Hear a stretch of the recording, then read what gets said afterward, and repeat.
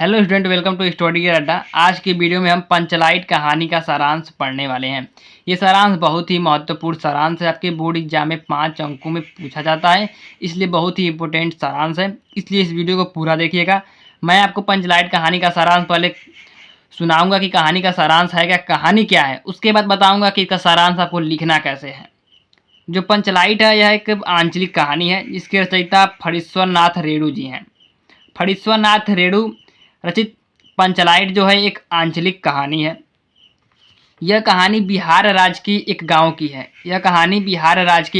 है। जिस गांव में कई टोले होते हैं। जो जितने टोले होते हैं सभी जातियों के आधार पर बटे हुए होते हैं, विभाजित होते हैं।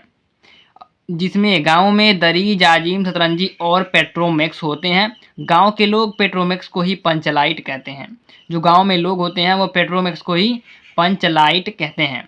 अब इन टोलियों में एक टोली होती है महतो टोली। जो महतो टोली होती है उसके पास पंचलाइट नहीं होता है, और सभी टोलियों के पास पंचलाइट होता है, लेकिन महतो टोली के पास पंचलाइट नहीं होता है। इसलिए महतो टोली वालों के पास दंड जुर्माने के जितने पैसे होते हैं उससे रामनवमी के मेले से पंचलाइट खरीद लेते हैं। महतो टोली वाले रामनवमी के मेले से पंचलाइट खरीद लेते हैं। पंचलाइट खरीदे जाने से जो टोली के लोग हैं बहुत खुश हैं। पूजा पाठ और कीर्तन का आयोजन किया गया है। जब शाम होता है और पंचलाइट को जलाने का वक्त आता है तो गांव के लोग जो होते हैं उनको पंचलाइट जलाना नहीं आता। महतो टोली के लोग जो होते हैं पंचलाइट को जला नहीं पाते हैं, क्योंकि उन्होंने पंचलाइट को पहली बार खरीदा था, इसलिए पंचलाइट को जला नहीं पाते हैं। तो दूसरी टोली के लोग जो होते हैं पंचलाइट नहीं जला पाने से महतो टोली वालों का मजाक बनाने लगते हैं।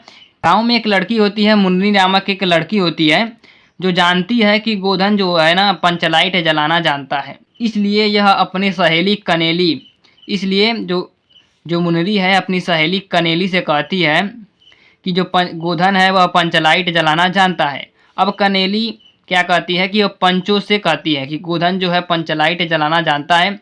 ये सुनकर पंच चुप रह जाते हैं। गोधन पंचलाइट जलाना जानता है ये सुनकर सभी पंच चुप रह जाते हैं, क्योंकि जो गोधन होता है ना वह दूसरे गांव से आकर बसा होता है। जो गोधन होता है वह दूसरे गांव से आकर बसा होता है और लड़कियों को देखकर सिनेमा का गाना गाने के कारण उसका हुक्का पानी बंद कर दिया गया है। लेकिन गांव की जो इज्जत की रक्षा करनी है तो गोधन को खोलना पड़ेगा। यह पंच आपस में निर्णय लेते हैं। तो पंच क्या करते हैं कि बिरादरी की इज्जत की रक्षा के लिए गोधन को खोल देते हैं। पंच सभी निर्णय लेते हैं कि अगर बिरादरी की इज्जत की रक्षा करनी है, अपने टोले की इज्जत की रक्षा करनी है, तो हमें गोधन को खोलना होगा। इसलिए गोधन को खोल दिया जाता है और गोधन आता है और गोधन पंचलाइट जलाता है और पंचलाइट जलाकर पूरी बिरादरी, पूरी टोली का दिल जीत लेता है। तो ये थी पंचलाइट कहानी। अब मैं बताता हूँ कि इसको आपको लिखना कैसे है। तो पंचलाइट कथावस्तु का सारांश। फणीश्वर नाथ रेणु रचित पंचलाइट एक आंचलिक कहानी है। यह बिहार राज्य के एक पिछड़े अंचल की पृष्ठभूमि पर आधारित है।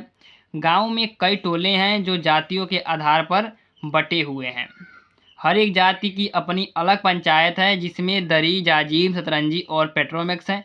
पेट्रोमैक्स को ही गाँव वाले पंचलाइट कहते हैं। महतो टोली के लोग साल भर के दंड जुर्माने के पैसों से रामनवमी के मेले से पंचलाइट खरीदते हैं। टोली के लोग पंचलाइट खरीदे जाने से बहुत खुश हैं। पूजा पाठ और कीर्तन का भी आयोजन है, किंतु टोली के किसी भी व्यक्ति को पंचलाइट जलाना नहीं आता। दूसरी टोलियों के लोग महतो टोली वालों का मजाक उड़ाने लगते हैं। टोली की युवती मुन्नी अपनी सहेली कनेली को बताती है कि गोधन पंचलाइट जलाना जानता है। कनेली की बात सुन पंच चुप रह जाते हैं, क्योंकि गोधन दूसरे गांव से आकर बसा है और गांव की लड़कियों को देखकर सिनेमा का गाना गाता है, इसलिए उसका हुक्का पानी बंद है। बिरादरी की इज्जत की रक्षा के लिए गोधन को खोल दिया जाता है और वह बड़ी कुशलता से पंचलाइट जलाकर पूरी बिरादरी का दिल जीत लेता है।